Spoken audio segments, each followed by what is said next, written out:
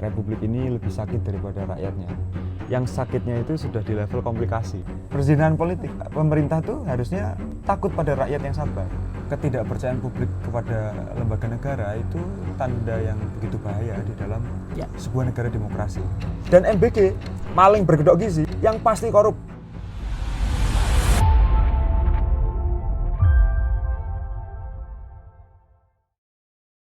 Karena represi yang terjadi dan kriminalisasi itu kan membuat mentalitas gerakan mahasiswa jadi cenderung ciut. Sampai hari ini lebih dari 400 orang kan tersangka pasca demo Agustus. Iya. Di banyak tempat dari tersangka sampai divonis bersalah. Termasuk Solo, Jogja, Semarang, Magelang gitu. Jadi sebenarnya kalau ada acara-acara diskusi yang sifatnya gerakan, biasanya cenderung landai, sepi, tidak banyak yang berpartisipasi. Tapi semalam itu kalau 300 orang ada hadir bicara soal gerakan mahasiswa. Utamanya topik yang mulai saya narasikan sekarang adalah imajinasi reformasi jilid 2. Oke. Saya nggak ngomongin reformasi jilid 2, saya ngomongin imajinasi reformasi jilid 2. Oke. Nah, di antara yang datang itu ya kita bisa screening kan. Siapa yang wajahnya mahasiswa? Oke. Siapa yang wajahnya itu pers mahasiswa? Siapa yang wajahnya itu anak-anak punk, anak-anak band, itu kan kelihatan semua tuh sebenarnya. Atau yang rupa-rupa Termasuk kayak yang Intel gitu. rupa kayak Intel Mas Uvi ini. Dan nggak hanya mahasiswa yang datang Mas, selain Intel juga ya, yang kita indikasikan sebagai Intel gitu. Iya. Ada advokat dan senior aktivis 98 dulu gitu. Jadi yang sudah jenggotan, yang usianya sudah 7 bulan itu ada di Solo namanya Mbah Ahmad. Oke. Itu sampai hadir juga. Nah, saya rasa Intel yang datang ke acara diskusi, meskipun itu sifatnya indikasi, justru jadi hal yang baik.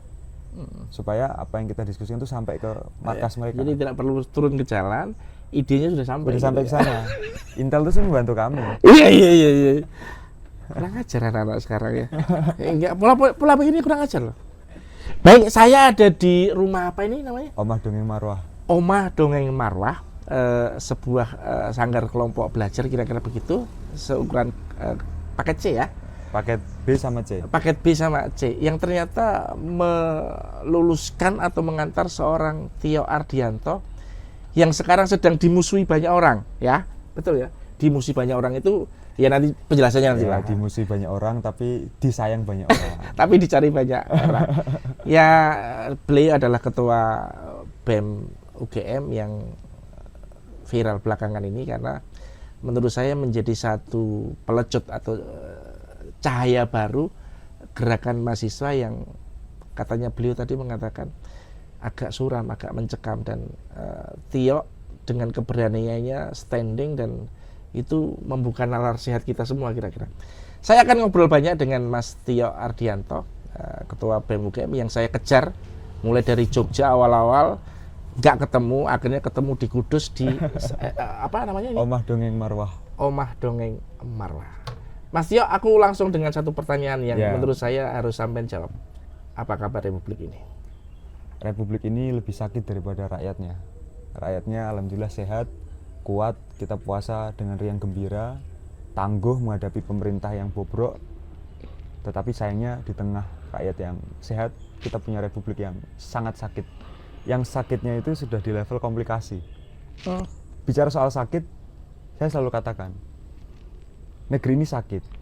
Dan orang-orang yang memberi kritik pada republik, itu adalah seorang dokter yang memberikan obat. Aktivis, akademisi yang bersikap atas berbagai proyek nasional, MBG, Koperasi Desa Merah Putih, mereka semua adalah orang yang ingin memberikan obat bagi republik ini.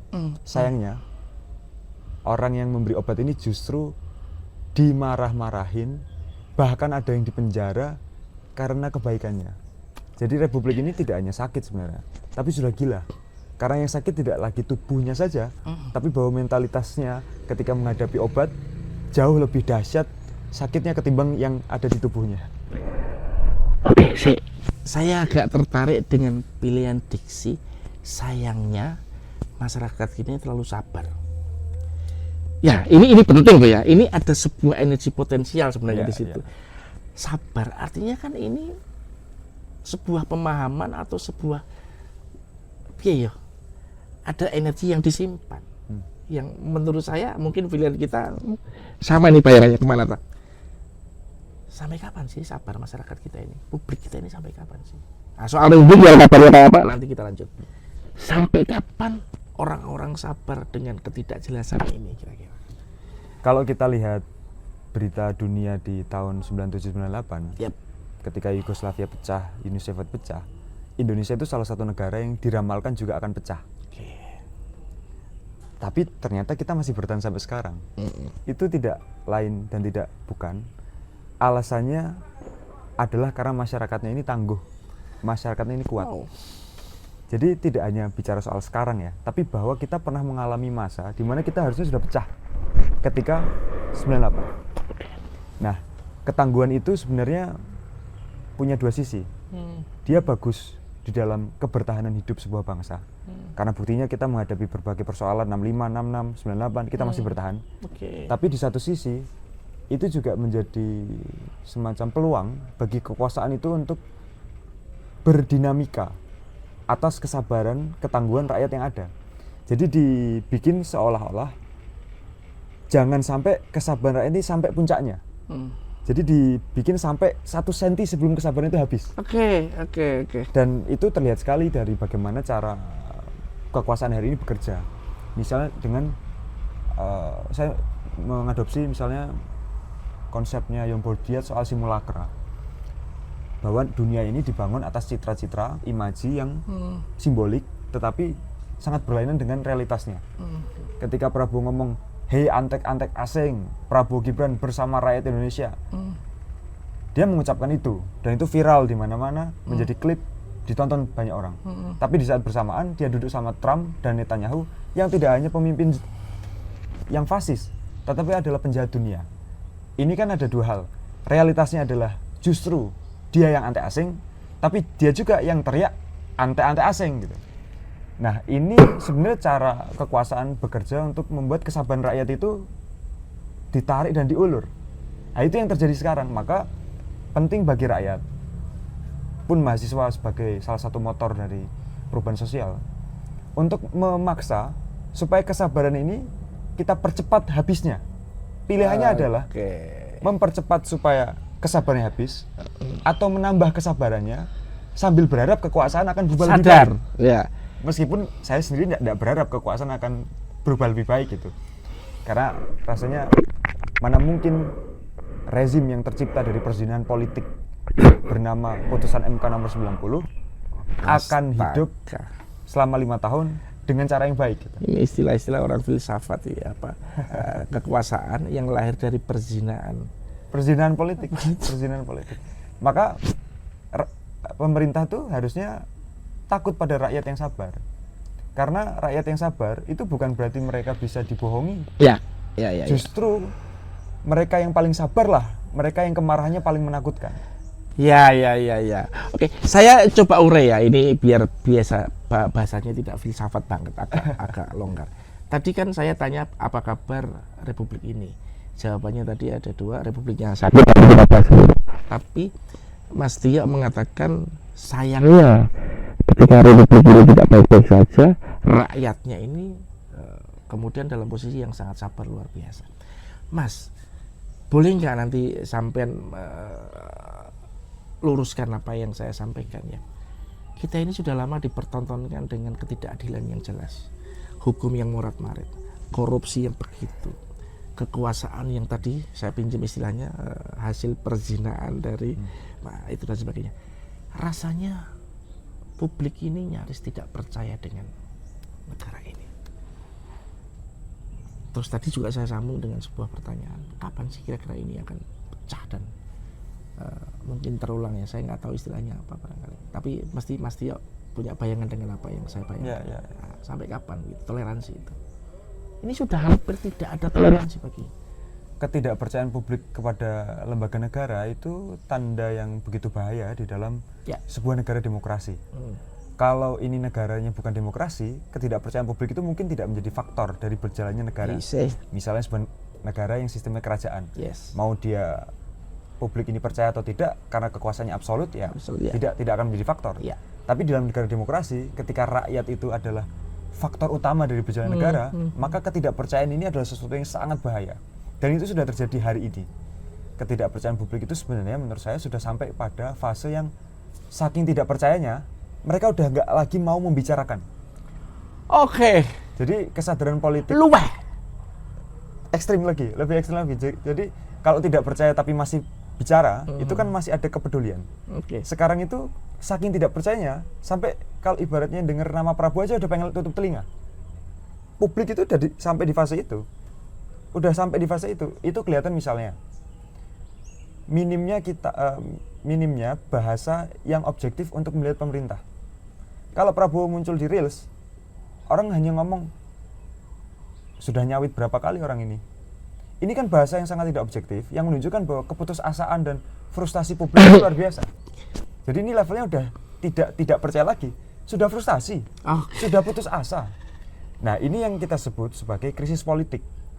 Krisis politik ini selain tampak pada ekspresi publik pada pemerintah, juga kelihatan dari bagaimana lembaga-lembaga pemerintah itu saling berkoordinir satu sama lain. Baru kali ini ada satu kabinet yang dua menterinya itu berantem. Purbaya sama Trenggono kemarin. Itu kan menunjukkan satu tanda yang luar biasa bahwa lembaga negara kita itu bahkan masih berada dalam satu koridor, yaitu eksekutif loh. Itu aja ada ketidakstabilan di antara mereka. Apalagi kalau kita bicara dinamikanya dengan lembaga yang lain, yaitu yudikatif dan legislatif. Betapapun kekuasaan mengkooptasi DPR luar biasa, dengan termasuk yudikatif ya, lebih dari 70% kursi DPR dikuasai oleh koalisinya Prabowo, pun yudikatif yang disusupi oleh Adis Kadir, yang itu juga adalah orangnya Prabowo, yang mungkin bawa agenda pilkada tidak langsung. Selengananya pun nama lo. Ya wis Radodo. Kabel kok rasa disensor. Terus saya nyebut nama itu tidak sebagai personal, tapi sebagai jabatan publik mereka. Mau dia Presiden Prabowo atau DPR Adis Kadir yang kemudian berubah jadi Hakim MK. Saya bertanggung jawab atas semua nama yang saya ucapkan. Kembali ke soal krisis politik. Krisis politik ini yang membuat kita masih aman tuh karena rakyat masih bisa makan. Rakyat masih bisa tidur. Rakyat masih bisa minum dan masih bisa bekerja. Angka pengangguran tinggi, inflasi naik. Tapi selama mereka masih bisa makan, maka hampir dipastikan keadaan tidak akan memuncak. Tapi bukan berarti keadaan yang tidak memuncak ini tidak akan memuncak. Karena tanda-tanda dari terjadinya krisis ekonomi itu sudah ada. Purbaya sendiri mengatakan pilihan kita dalam kebijakan fiskal cuma dua, hutang atau krisis. Tidak ada pilihan lain untuk menghindari krisis selain hutang. Sementara hutang luar negeri kita itu sudah menurun dominasinya karena pemerintah luar negeri tidak lagi percaya pada Indonesia. Karena mereka tidak percaya bahwa Indonesia akan bisa membayar hutang itu. Sehingga dominasi hutang kita sekarang itu ke SBN, surat berharga negara, yang hutangnya itu kita ke sendiri, rakyatnya. Betul. Rakyat ini kalau nanti perlahan-lahan daya belinya semakin menurun, produktivitasnya semakin menurun, mereka juga nggak lagi bisa punya uang untuk berinvestasi pada surat berharga negara. Sementara ada dua program yang sebenarnya mengacak-ngacak kebijakan fiskal kita, yaitu Koperasi Desa Merah Putih yang memaksa 80.000 desa hutang ke Bank Himbara totalnya 400 triliun, dan MBG maling bergedok gizi yang totalnya itu 335 triliun yang pasti korup. 99% pasti korup. Makan bergizi gratis yang menurut Mas Tio dianalogikan atau dinarasikan sebagai maling bergedok gizi, menghabiskan duit 335 triliun yang pasti 99,99% korup. 99,99% korup. Yang TSM tentu saya bertanggung jawab atas yang saya ucapkan ya, karena silahkan publik menilai, orang tua menilai dari makanan yang didapatkan anak-anaknya ketika hari pertama Ramadan pun sampai sekarang. Kita bisa dengan sangat mudah melihat apakah 15.000 itu kelihatan di situ. Sama sekali tidak. Terus mau kita bilang itu nggak korup, siapa yang bisa kita percaya? Nah, dua hal ini, MBG yang korup dan KDMP yang kemungkinan akan gagal. Itu kan selisih harga, bukan korup. Kan semuanya tahu. Kalau korup kan sembunyi-sembunyi. Lah itu nyata kok. Iya toh? Jadi Kan laba iya berbisnis. dong, kan kue, telur. Yang kelihatan kan kue, telur, kurma gitu kan. Kalau di total di banyak sosmed itu 4.500 dengan anggaran 15. Korupsi itu kan kalau sembunyi-sembunyi, itu telanjang kok. Ya, ya. Kok sampean bisa ngomong? Nah, makanya kita nyebutnya tidak korup, tapi maling berkedok gizi. Bukan korup berkedok gizi. Oke. Ya, ini saya jadi mengakui bener ya kan? Betul. Berarti jangan M mestinya ya. Kalau ada R, rampok berarti kan? Bisa juga. Sayangnya kan MBG M tidak Iya, R gitu. iya, Kita juga sesuaikan sama itu kan. Oke, betul. Nah, yang berbahaya adalah karena korupsi yang mungkin 99% terjadi di MBG dan KDMP yang juga mungkin akan gagal karena BUMDes saja kita tidak berhasil. Iya. Ini tidak mungkin nggak berdampak pada kebijakan fiskal yang ada di Indonesia. Sementara kita nggak bisa lagi hutang, maka sangat mungkin arahnya adalah krisis. Oke, pilihannya itu ya. Nah, kalau ketika krisis politik bertemu dengan krisis ekonomi, maka hampir dipastikan rakyat nggak akan punya kesabaran lagi. Oke. Iki wong filsafat. Bayanganin esra sabar bentuknya kayak apa? Saya kasih clue. Salah satu bentuk nyata yang paling saya takutkan karena saya masih berharap negara ini selamat adalah pembangkangan massal dengan menolak bayar pajak. Sebenarnya loh ya. Itu satu contoh. Atau seperti 98 orang turun ke jalan bakar-bakar atau apa? Atau model disintegrasi yang juga tanda-tandanya sudah muncul seperti Aceh yang teriak karena penanganan tidak benar, kemudian di Papua yang ya entah itu dipelihara apa enggak, tapi kan nyata disintegrasi. Yang mana? Apakah bentuknya pembangkangan dengan menolak kewajiban terhadap negara, disintegrasi, atau chaos? Yang mana ini kira-kira? Betapa nih. Coba kita lihat tanda-tandanya. Kalau bicara soal yang pertama, pembangkangan sipil, itu kan sudah terjadi. Yes. Di Pati dan di Jawa Tengah kemarin. Oke. Pajak yang naik, itu kan tidak terjadi hanya karena kemauan penguasa. Tapi karena memang transfer dari pusat ke daerah itu menurun, sehingga kepala daerah berusaha untuk mencari sumber yang lain. Dan sebenarnya kan mencari sumber lain itu bukan untuk pembangunan. Mereka butuh nambah pajak supaya bisa korupsi lebih banyak. Nah, supaya bisa korupsi lebih banyak, terus mereka naik pajak, rakyat marah. Itu sudah kelihatan di Pati luar biasa. Karena pajak bumi bangunannya dinaikkan sedemikian rupa, rakyat marah. Pun di Jawa Tengah, kemarin sempat narasi yang kuat cukup muncul penolakan atas membayar pajak. Jadi kalau bicara pembangunan sipil, benihnya sudah tumbuh. Bukan sudah ada lagi, tapi sudah tumbuh. Dan itu dimulai dari Pati, dimulai dari Jawa Tengah. Ya, meskipun yang Pati saya harus disclaimer, karena kenaikan pajak PBB itu sebenarnya Pati 250 muncul karena perlawanan yang jelas. Di daerah lain naiknya kan lebih juga. Tapi tidak mengkristal ya. Betul. Artinya sebenarnya ketidakpercayaan itu ada, hanya Pati dalam tanda petik mengkristal gitu kan. Betul. Perlawanannya. Nah, artinya kenaikan pajak ini bukan hanya fenomena yang terjadi di Pati, tapi perlawanan yang berlangsung secara cukup masif hanya terjadi di Pati. Betul. Nah, artinya sebab dari terjadinya pembangunan sipil sebenarnya tidak hanya ada di Pati. Semuanya. Nah, bukan mustahil bahwa apa yang terjadi di Pati dan Jawa Menular. Tengah akan menginspirasi daerah yang lain. Karena memang ketika transfer pusat ke daerah itu menurun, kepala daerah sendiri juga akan pusing untuk mengembalikan modal politiknya ketika pilkada. Yes, I see. Nah, itu bicara soal yang pertama. Soal kekeosan yang terjadi hari-hari ke depan barangkali. Hari-hari ke depan. Barangkali. Oke. Barangkali. Mahasiswa itu sebenarnya kalau saya lihat memang punya kerinduan terhadap 98. Karena seluruh kanal yang tersedia untuk menciptakan perubahan sosial itu mampat. Kita mau ngirim aspirasi ke DPR, ya paling policy brief kita diterima dan kemudian nggak jadi apa-apa. Jangankan mahasiswa mau ngasih saran ke pemerintah, Komisi Percepatan Reformasi Polri saja yang dibentuk langsung oleh Presiden, SK-nya langsung dari Presiden, sudah bikin rumusan kebijakan, saran kebijakan yang intinya adalah 2, perbaikan struktur dan kultur. Sampai sekarang nggak ada perbaikan apa-apa. Listio Sigit masih belum dipecat. Seluruh petinggi Polri masih bertahan kekuasaannya.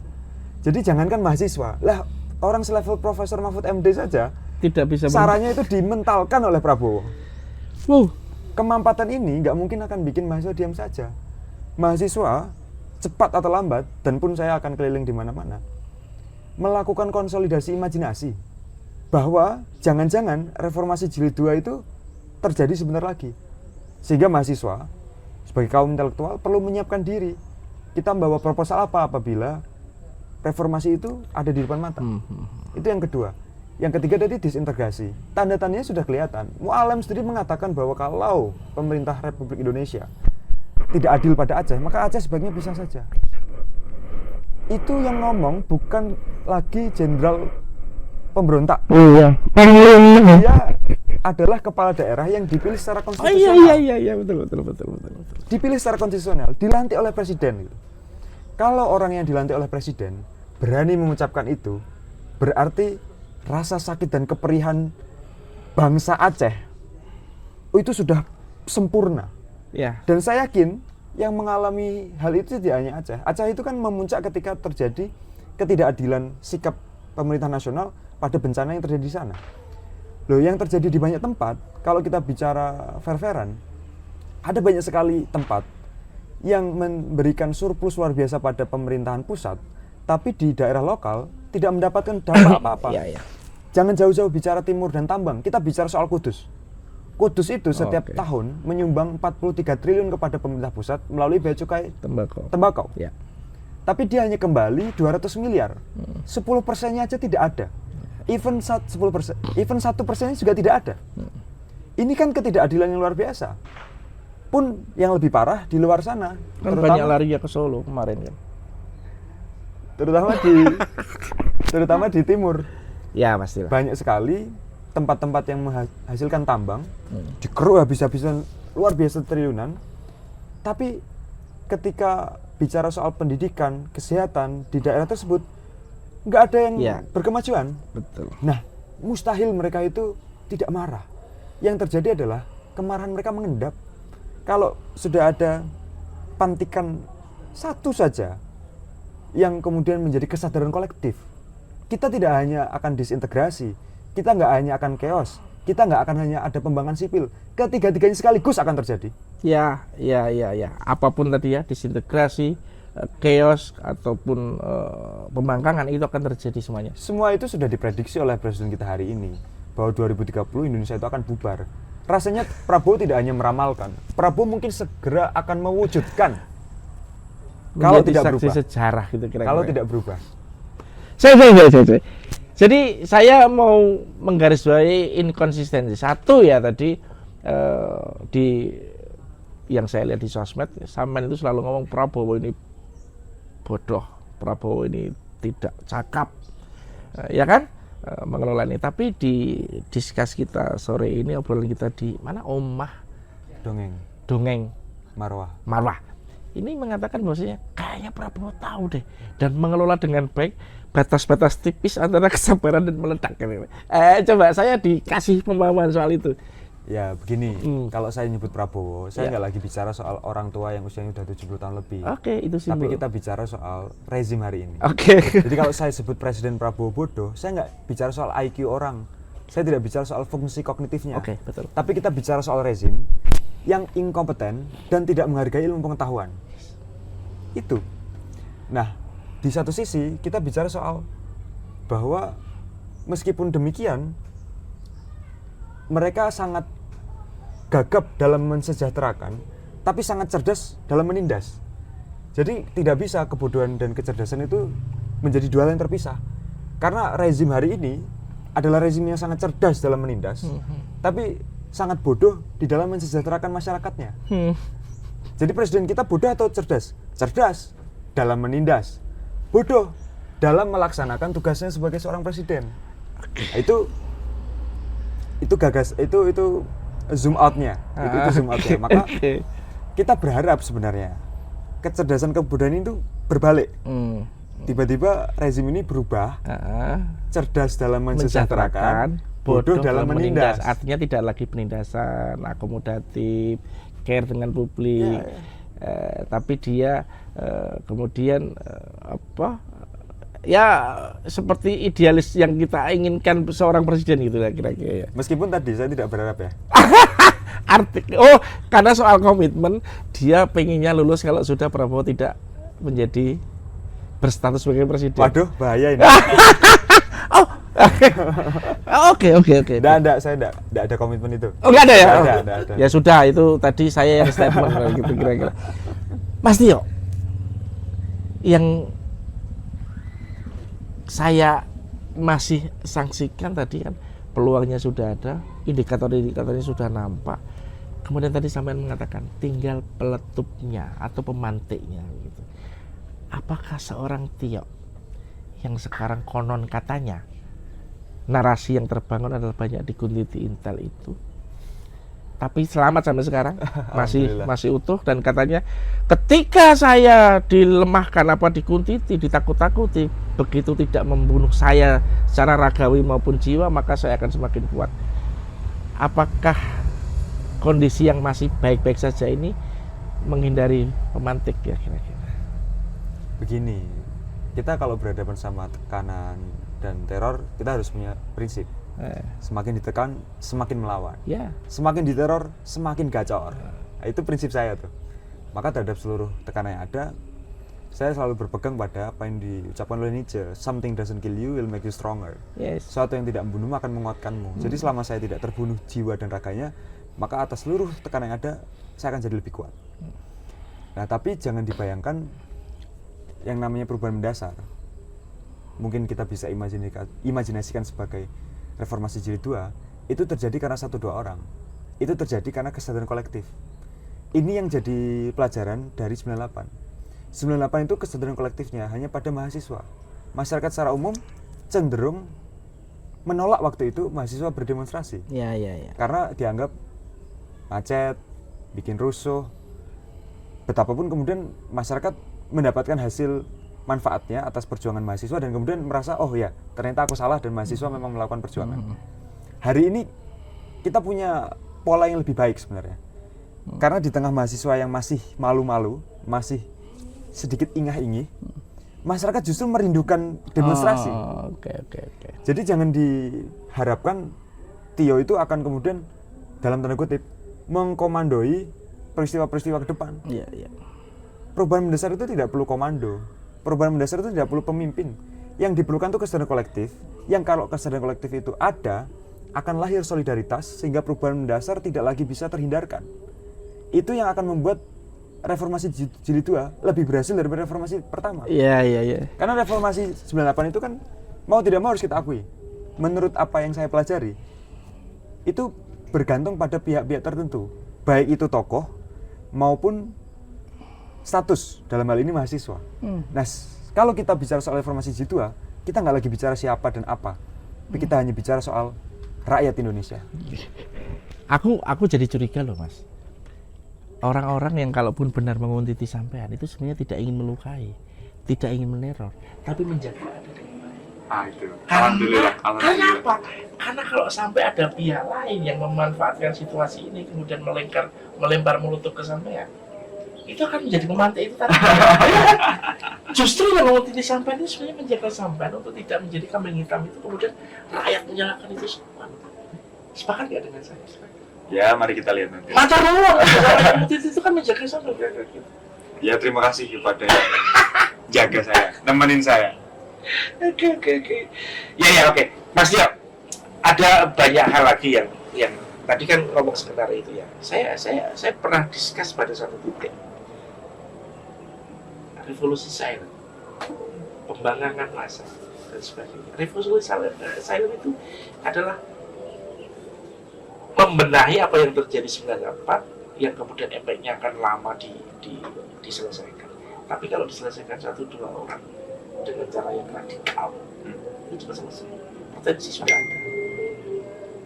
Terorisme ada di sekitar kita ini. Yang sebelumnya teroris berbasis religi, kemudian teroris berbasis ideologis masuk. Ya, revolusi itu selalu ada pilihan dua. Revolusi struktural, artinya dia menghancurkan struktur, atau revolusi prosedural. Revolusi prosedural itu satu-satunya cara adalah melalui mekanisme pemilu. Yang terjadi 5 tahunan. Kan kalau kita mau jujur dalam berpikir, sebenarnya kalau setiap pilpres, pileg, pilkada kita itu memilih pemimpin yang benar, maka sebenarnya Indonesia itu akan baik-baik saja. Tapi kan yang terjadi adalah peluang-peluang kita dalam membuat perubahan mendasar itu selalu dibajak oleh oligarki, oleh mereka yang pengen berkepentingan untuk berkuasa terus, kaya terus.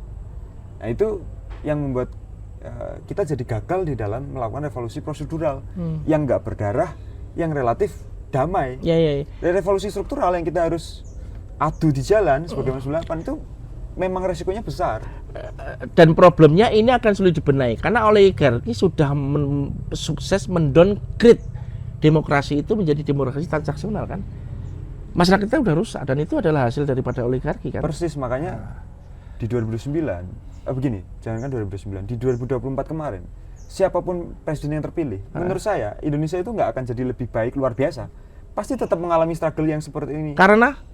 Ya karena oligarki yang di belakang mereka tidak mungkin membiarkan kekuasaan mereka diganggu.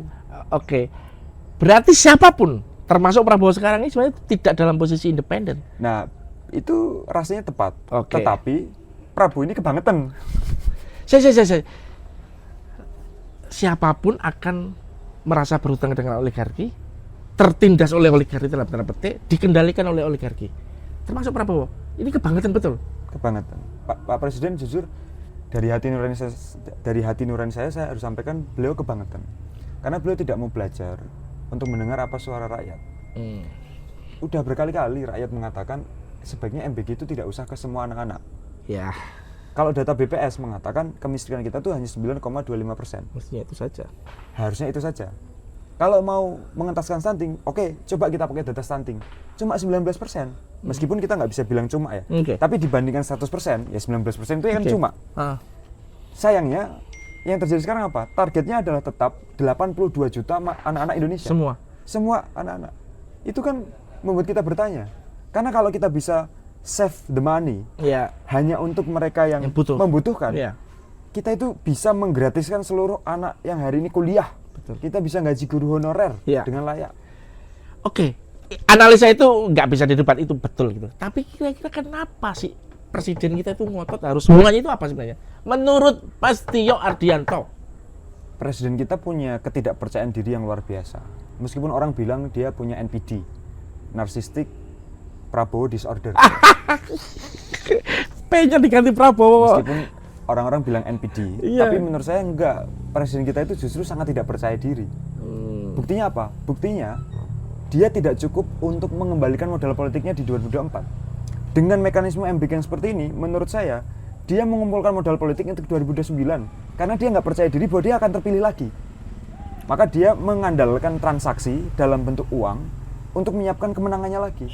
Padahal Pak Prabowo, kalau Bapak itu kerja dengan benar, Bapak nggak usah bayar rakyat yang akan milih Bapak sendiri. Tapi karena dia tidak percaya diri, ya rakyat jadi dengarkan. Saya berarti harus mengambil kesimpulan, kalau Prabowo tidak yakin dan ini kepentingannya semata-mata untuk 2029, maka keputusan Prabowo bahwa MBG itu berlaku untuk semuanya, itu adalah untuk kepentingan investasi politik 2029. Persis, konsolidasi politik supaya dia menang lagi. Anggaran MBG kita itu kan 335 triliun untuk 30.000 SPPG. Satu SPPG per tahun Mas 1,8 miliar labanya, bersih tanpa korupsi.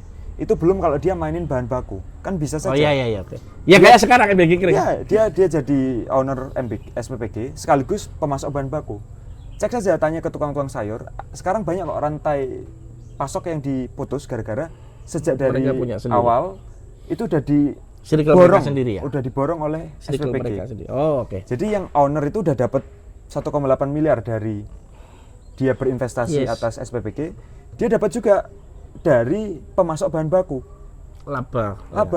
Itu pun ada yang ketiga Mas, kan 15.000 satu porsi MBG itu kan 10.000 untuk bahan baku, 3.000 untuk operasional, 2.000 untuk investor. Nah yang 3.000 ini bukan juga tidak dikorupsi Mas. Astaga. Saya dapat laporan di media sosial saya yang memang perlu saya verifikasi, bahwa ada beberapa relawan SPPG yang di dalam kontrak kerjanya atau dokumen apa dia sebut saya agak lupa, ditulis di situ bahwa gaji dia itu per hari 200.000. Per hari. Tapi yang dia dapat 150.000 tanpa slip gaji. Ini kan apa yang kita bisa lihat, kecuali ada maling yang berkedok gizi. Makanya saya tidak ragu untuk mengatakan bahwa rezim hari ini itu lebih zolim dari Fir'aun. Fir'aun itu mas, sezolim-zolimnya, dia kesatria bahwa aku zolim, aku Tuhan gitu. Hari ini sambil nyolong, presiden kita ngomong bahwa ini demi anak-anak Indonesia, ini demi masa depan. Menurut saya mbok fair saja, kalau emang mau korupsi, ngomong saja, aku butuh gue balik ke modal politik, gue ben aku menang 2009, tapi kalian tak bagi semennya ya. Lebih baik begitu, kezalimannya setara sama Fir'aun. Kalau kayak gini, ini lebih daripada Fir'aun. Ada yang mau mendebat? Kalau bisa mendebat itu ya berarti Mas Tio enggak punya alasan gitu lah untuk tidak dikuntiti sama Intel gitu kira-kira. Tapi rasanya apa yang disampaikan ini tidak bisa didebat lah, kira-kira betul gitu ya. Dan saya sependapat dengan beliau bahwasanya MBK tidak harus kemudian sporadis. Oke, itu program politis ya kan. Oke, ingin memberikan makan pada anak-anak, tapi tidak untuk berapa? 82 juta. 2 juta. Jangan lupa juga Mas, ICW itu melaporkan di akhir 2025 kemarin peta dari siapa yang punya SPPG. 28% adalah mereka yang punya relasi kuasa dari partai politik. Oke. Lebih dari 15% itu TNI dan Polri. Meskipun mungkin di 2026 ini bertambah ya, karena kemarin Polri dihadiahi 1.700 SPPG oleh Presiden. Dihadiahi kenapa? Mungkin karena prestasinya di dalam membunuh aktivis 10+3 ketika Agustus kemarin. Ya. Atau juga prestasinya di dalam vonis bersalah 400 aktivis yang demonstrasi kemarin. Dihadiahi 1.700 SPPG. Nah, ini yang membuat kita jadi nggak bisa percaya, kecuali bahwa ini adalah konsolidasi politik. Karena uangnya berputar di mereka semua. Kalau satu SPPG untuk membangun harus 2,5 sampai 6 miliar, siapa kantin yang bisa? Siapa guru yang bisa? Nggak ada. Pasti pengusaha lokal, pasti polisi, pasti politisi, mungkin juga simpenannya gubernur. Saya agak bahaya ini omongannya meleset. Simpenan itu maksud saya rekan-rekan simpenannya seperti itu. Oh kayak itu ya? Ya si dia itu ya. Rekan-rekan yang nggak kelihatan. Kelihatan, saya tahu kok. Saya tahu, tenang aja. Oke, tolong yang ini di-quote. Mas Tio, saya pikir soal ideologi, soal pemikiran Mas Tio kita udah banyak dengar di sosmed yang beredar. Saya ingin tanya sesuatu yang agak bukan krusial ya, tapi agak bola istilahnya apa, Mas Tio? Saya termasuk orang yang ragu atas sterilitasnya atau gerakan mahasiswa ini steril. Boleh nggak ini dijelaskan kepada saya dan publik bahwasanya gerakan mahasiswa itu masih dalam ruh yang benar, dalam jalur yang benar? Nek sampean tidak yakin, yang ngomong tidak yakin. Sebenarnya memang gerakan mahasiswa itu tidak steril. Oke, yuk. Itu kenapa BEM UGM memilih jalan sunyi. Oke, nyata ya berarti. Jalan sunyi itu maksudnya. Nggak, Mas. Ini penting ya, karena begini, banyak a priori, banyak penolakan yang mesti kita clear. Jadi mesti saya tanya serius, saya jujur begitu, biar ini tidak lagi menjadi pertanyaan yang tidak terjawab. Mas Tio jawab. Gerakan mahasiswa itu setidaknya yang menjadi pengalaman saya. Oke. Itu sering terjebak pada pragmatisme politik. Seringnya motor-motor gerakan mahasiswa, entah dia ketua BEM, ketua organisasi tertentu, itu menjadikan jabatannya sebagai akses untuk bisa ketemu sama pejabat. Mereka diajak buka bersama Kapolres, saya seneng banget ya. Ini kan bentuk lain daripada pragmatisme yang membuat kita jadi susah untuk melihat gerakan mahasiswa itu bisa sangat steril. Tetapi tidak steril, itu bukan berarti tidak bisa tidak steril gitu ya. Karena ya sebenarnya gerakan mahasiswa itu kan ada dalam koridor politik nasional.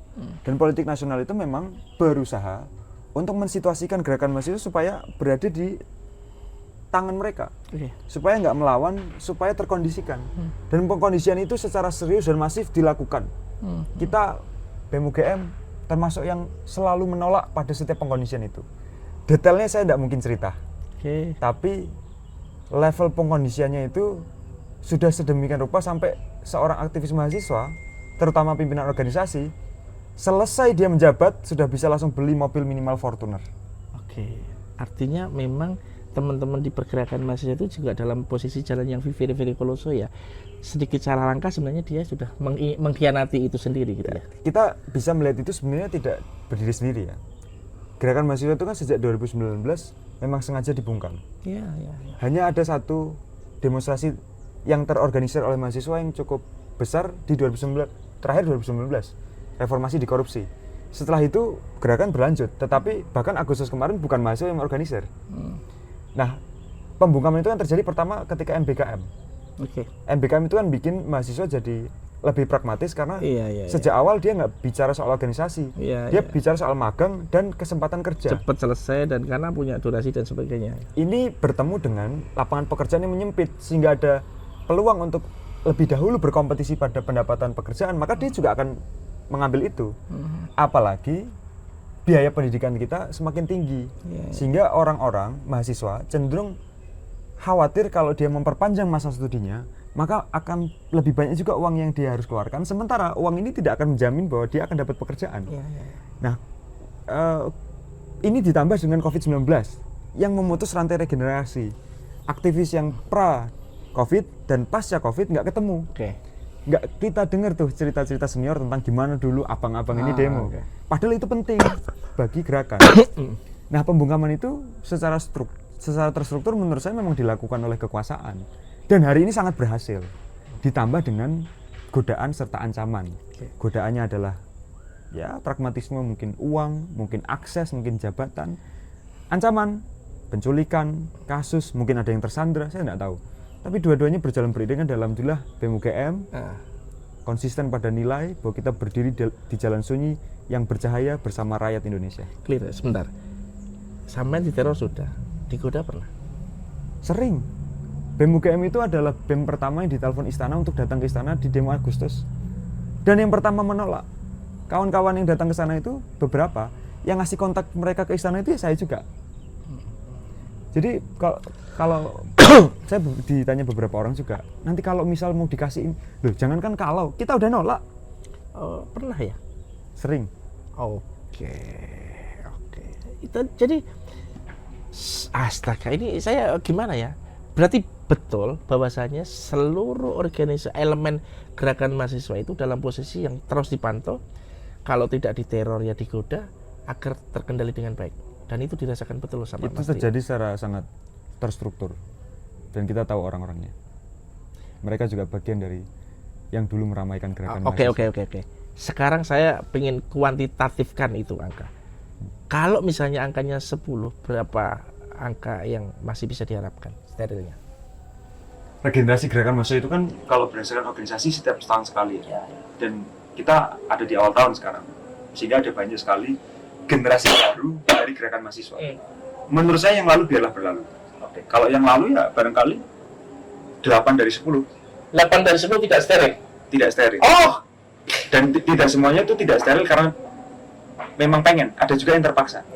Jadi saya dalam posisi yang tidak menyalahkan mereka ya. Karena saya juga paham apa yang membuat mereka harus melakukan itu. Tapi saya punya harapan bahwa gerakan mahasiswa yang kita mulai di 2026 itu bisa lebih steril.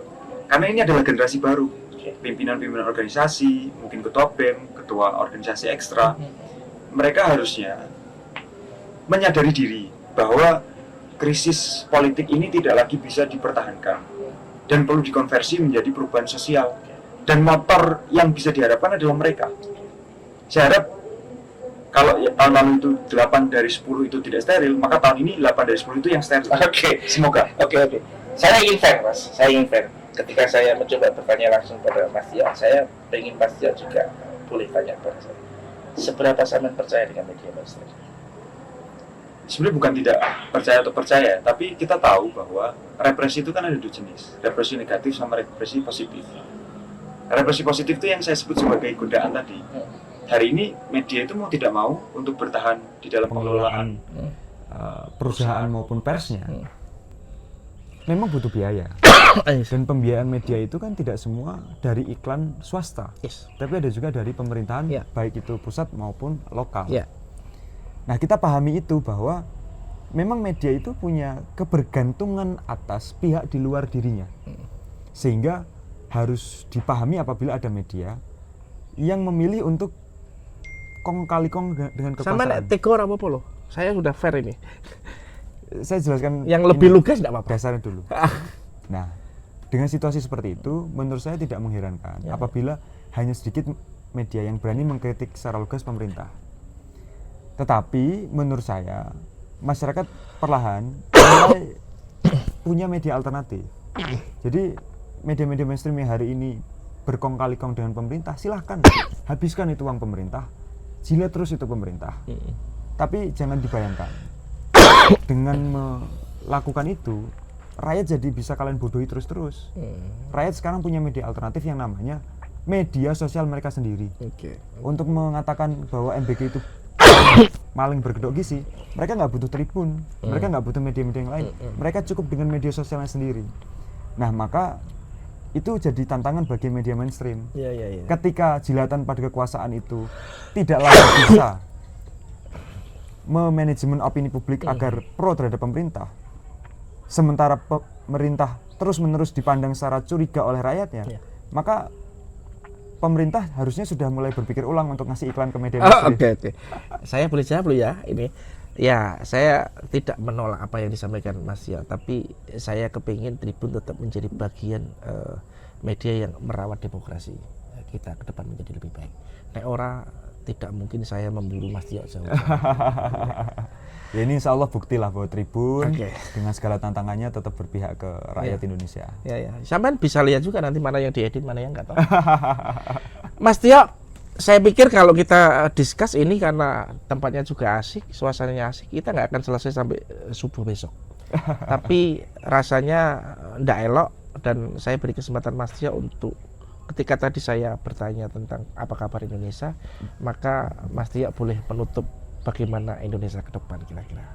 Silakan. Kita sudah punya Indonesia selama 81 tahun ini. Dan rasanya tidak ada tahun-tahun yang bisa kita banggakan.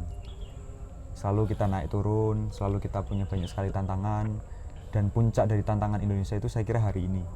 Karena kerusakannya tidak lagi di level lokal, tidak di level daerah lagi, tapi sudah di level pusat. Pak Presiden sendiri yang mengatakan bahwa ikan itu busuk mulai dari kepalanya. Dan rasanya kepala negara dan kepala pemerintahan kita ya adalah kepala dari ikan yang sudah busuk itu. Nah, pembusukan ini saya kira akan cepat atau lambat terjadi. Saya harap pembusukan itu tidak membuat pohon Indonesia menjadi mati, tapi justru membuat pohon Indonesia menjadi lebih gembur, subur, dan bersemi lagi. Mungkin kita akan mencium bau busuk dari kotoran itu, dari pembusukan itu. Tapi barangkali itu syarat untuk kita punya pohon yang lebih indah. Semoga Indonesia yang lebih indah itu akan kita hidupi tidak lama lagi. Semoga. Oke, terima kasih. Hari ini saya Ibnu Taufik Jorianto, redaksi Tribun Jateng, bersama Mas Tio Ardianto, Ketua BEM UGM di Omah Dongeng Marwah. Thank you Mas Tio, terus kasih, berjuang. Mas Sofi. Matur suwun. Semangat untuk Indonesia kita ke depan lebih baik. Terima kasih. Download Tribun X sekarang. Menghadirkan lokal menjadi Indonesia.